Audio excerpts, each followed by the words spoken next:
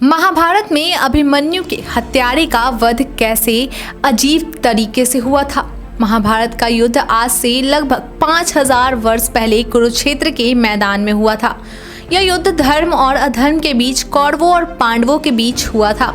इस युद्ध में कौरवों के पक्ष का जयद्रथ ने पांडवों के पक्ष के अर्जुन के निहत्थे पुत्र अभिमन्यु का बेहद बेईमानी और छल कपट करके नृशंस हत्या कर दी थी। तब अभिमन्यु के पिता और पांडवों में प्रमुख अर्जुन ने जयद्रथ को मार डालने का प्रण किया था और उस जयद्रथ का बड़े ही अजीब तरीके से वध हुआ था। आइए जानते हैं कि अभिमन्यु का हत्यारा जयद्रथ का अर्जुन ने कैसे और किस तरह वध किया था। महाभारत का युद्ध बड़े ही जोर शोर से भयानक रूप से चल रहा था। उस दिन के युद्ध में अर्जुन युद्ध करते करते कुरुक्षेत्र के मैदान में रण क्षेत्र से बहुत ज्यादा दूर चले गए थे। अर्जुन के युद्ध क्षेत्र से काफी दूर चले जाने के इस मौके का फायदा उठाकर पांडवों को हराने के लिए अर्जुन की अनुपस्थिति में गुरु द्रोणाचार्य ने चक्रव्यूह की रचना की। अर्जुन का पुत्र अभिमन्यु को चक्रव्यूह भेदन का कुछ ज्ञान था, अतः वह उस चक्रव्यूह के वेदन के लिए उसमें घुस गया। अभिमन्यु ने एक एक करके उस चक्रव्यूह के 6 चरण तक भेद लिए, परंतु जब वह अभिमन्यु उस चक्रव्यूह के 7वें चरण में घुस गया तो अभिमन्यु को कौरव पक्ष के दुर्योधन, जयद्रथ इत्यादि 7 महारथियों ने चारों तरफ से घेर लिया और जब वह अभिमन्यु निहत्था था तो उस स्थिति में उस पर सब मिलकर टूट पड़े। और ऐसी स्थिति में जब अभिमन्यु बिल्कुल अकेला और निहत्था था तब दुर्योधन का जीजा जयद्रथ ने छल कपट के साथ निहत्थे निशस्त्र अभिमन्यु पर उसके पीठ पीछे से भयंकर प्रहार कर डाला। तो प्रहार इतना भयानक, कठोर और घातक था कि अर्जुन पुत्र अभिमन्यु उस वार को सह नहीं सका और उसमें दम तोड़ दिया। उसकी मृत्यु हो गई। जब अभिमन्यु की मृत्यु का दुखद शोक संदेश उसके पिता अर्जुन को मिला तो वह क्रोध और शोक से पागल होने लगे।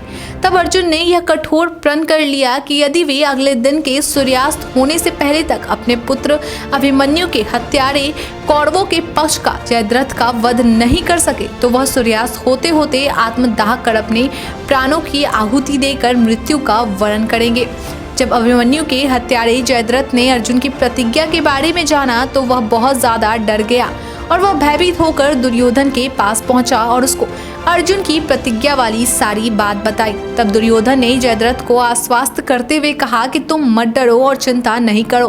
कल के युद्ध में मैं खुद और मेरा मित्र महायोद्धा कर्ण सहित समूची कौरव सेना मिलकर महाभारत युद्ध में तुम्हारी हर तरह से रक्षा में लगे रहेंगे और इस तरह कल संध्या होने तक भी अर्जुन तुम्हारे पास पहुंचने में सफल नहीं हो पाएगा। फिर शाम होने पर तो अर्जुन को आत्महत्या करनी ही पड़ेगी। अगले दिन जब महाभारत का युद्ध आरंभ हुआ तो अर्जुन अपनी प्रतिज्ञा पूरी करने के लिए युद्ध के मैदान में जयद्रथ को खोज रहे थे, लेकिन वह कहीं भी नजर नहीं आ रहा था। धीरे धीरे समय बीतता चला जा रहा था और दिन ढलने लगा था और ऐसी परिस्थिति में अर्जुन निराश होने लगे। उन्हें लगने लगा कि अब लगता है कि मैं अपनी प्रतिज्ञा को पूरी नहीं कर पाऊंगा। ऐसी कठिन और विकट परिस्थिति में अर्जुन व्याकुल और बेचैन होने लगा। तब उनके सारथी भगवान श्री कृष्ण ने उससे कहा कि हे पार्थ, समय लगातार बीता जा रहा है और जयद्रथ को कौरवों की पूरी सेना ने अपने रक्षा कवच में घेर कर छुपा रखा है। तो अब तुम्हें चाहिए कि तुम कौरव सेना का शीघ्रतापूर्वक संहार करते हुए अपने लक्ष्य जयद्रथ की ओर आगे बढ़ो। भगवान श्री कृष्ण के ऐसा कहने पर अर्जुन उत्साहित होकर पूरे जोश में युद्ध करने लगा, परंतु फिर भी उनका जयद्रथ तक पहुंच पाना मुश्किल ही लग रहा था और इधर दिन भी ढलने वाली थी और शाम होने को थी। तभी भगवान श्री कृष्ण ने अपने दिव्य शक्ति योग बल के द्वारा माया रच दिया। उनके योग माया के कारण सूर्य बादलों में छिप गया और अचानक से शाम होने का भ्रम उत्पन्न हो गया और सभी को लगा कि अब तो शाम हो चुकी है। जब दुर्योधन और जयद्रथ सहित कौरवों ने यह समझ लिया कि अब तो संध्या हो चुकी है तो वे दोनों यह सोचने लगे कि अब तो अर्जुन को आत्महत्या करनी ही पड़ेगी। ऐसा समझकर दुर्योधन और जयद्रथ खुशी के मारे उछलने लगे और जयद्रथ जो पहले से छुपा हुआ था शाम हो गया देखकर कौरवों की सेना के आगे आकर अर्जुन के सामने आकर अट्टहास करने लगा और चिल्लाने चीखने लगा। तभी अचानक से श्री कृष्ण ने अपनी माया समेट ली और आसमान में फिर से सूर्य दिखने लगा और उजाला हो गया। और ऐसे में श्री कृष्ण ने अर्जुन को कहा कि हे अर्जुन, वह देखो तुम्हारा शत्रु जयद्रथ तुम्हारे सामने आ खड़ा हुआ है, और वह देखो आसमान में सूर्य को अभी सूर्यास्त नहीं हुआ है। उठाओ अपना गांडीव धनुष और अभी तुरंत जयद्रथ का वध कर दो। तभी तुरंत आसमान में सूर्य बादलों के पीछे से निकलकर बाहर आया और सभी की दृष्टि सूर्य की तरफ उठ गई। अभी सूर्यास्त नहीं हुआ था। ऐसा देखकर दुर्योधन और जयद्रथ के तो होश ही उड़ गए।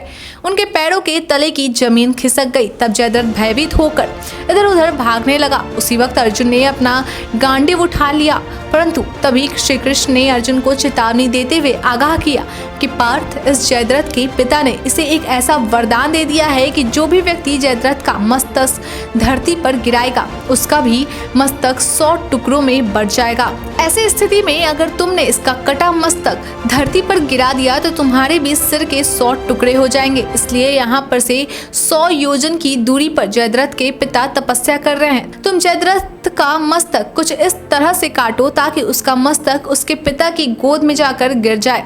श्री कृष्ण के द्वारा दी जा रही चेतावनी को अर्जुन एकाग्रचित होकर पूरे ध्यान से सुन रहा था, और तभी अर्जुन ने अपने लक्ष्य की तरफ ध्यान रख के अपने गांडीव से बाण चला दिया। उस बाण से जयद्रथ का सिर धड़ से अलग हो गया और वह बाण जयद्रथ के कटे सिर को लेकर सीधा उसके पिता की गोद में जाकर गिरा। अपने पुत्र जयद्रथ का कटा हुआ सिर देखकर जयद्रथ के पिता आश्चर्यचकित होकर उठकर खड़ा होने लगे तो पुत्र का कटा सिर उनकी गोद से गिरकर जमीन पर जा गिरा।